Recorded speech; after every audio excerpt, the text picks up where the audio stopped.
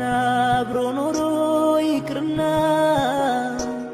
የልጅ ፊት አንዴ እንኳን ያዩት ያባባ ያቅት የለም እንዴ ላፍታ እንኳን ችለው መለየት መላመድ ከመወለድ በላይ አስተሳስሮ አቆራኝቶናል ተለዩ ማለት በድንገት ኧረ እንዴት ይሆናል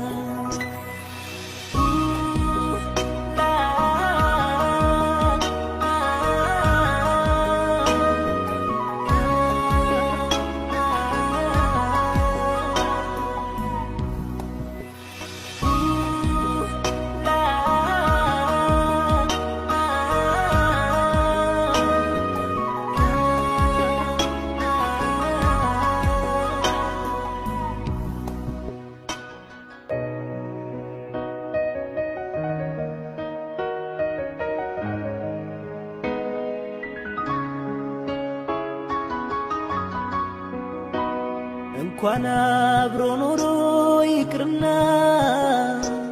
የልጅ ፊት አንዴ እንኳን ያዩት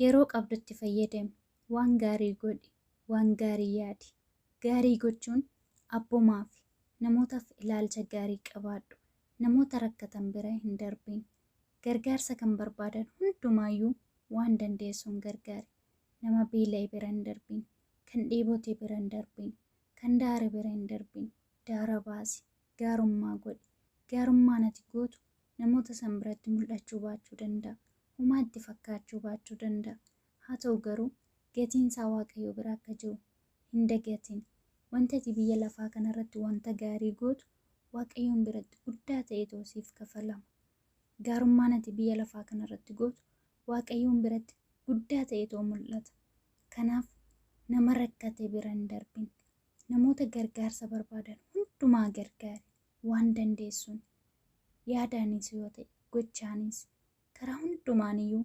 wanta sii danda'amiin namoota rakkatan bira hin darbin kan beela'etti yoo beela baafte kan dheebote yoo dheebuu baafte kan daaretti yoo uffiste waaqayyoon biraa gatii guddaa argatta kan qabdu irratti siif dabalama nagaa argatta gammachuu argatta nagaan baatee galta nagaan raftee kaata waaqayyoo gadittis namoota biratti ilaalcha kabaja jaalala argatta namas jaaladhu nama jaalala barbaaduuf jaalala kenni nama nyaata barbaaduuf nyaata kenni nama bishaan barbaaduuf bishaan kenni nama uffata barbaaduuf uffata kenni nama gammachuu barbaaduuf gammachuu waaqayyoo siif kennirraa qoodiif waliin gammadi waliin kolfi jaaladhu hin jibbin jibba of keessaa baasi gargaari hin gargaaramin gargaari waaqayyoon si haa eebbisu gaarii gochuun abboomaaf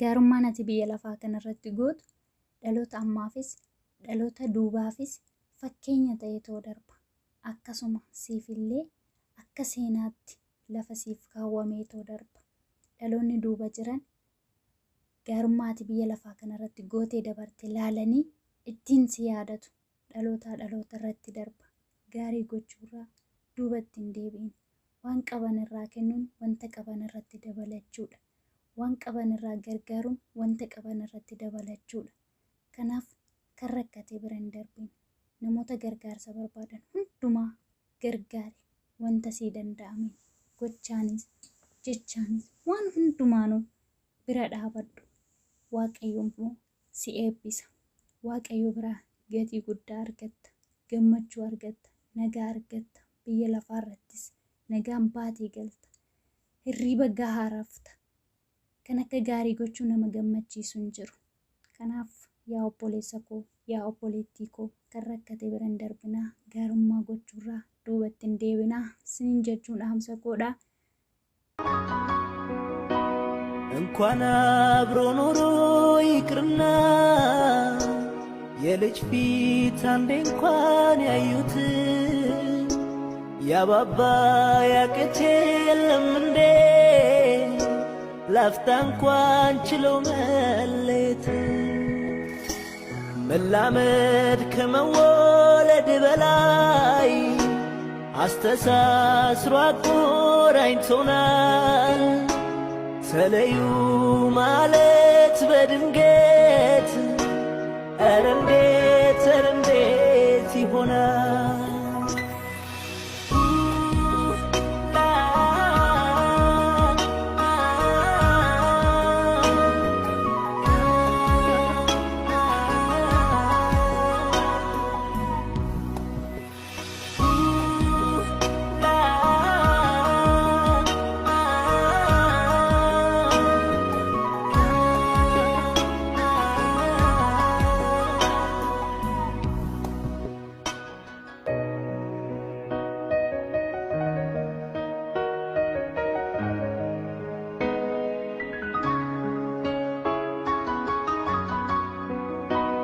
እንኳን አብሮ ኖሮ ይቅርና የልጅ ፊት አንዴ እንኳን ያዩት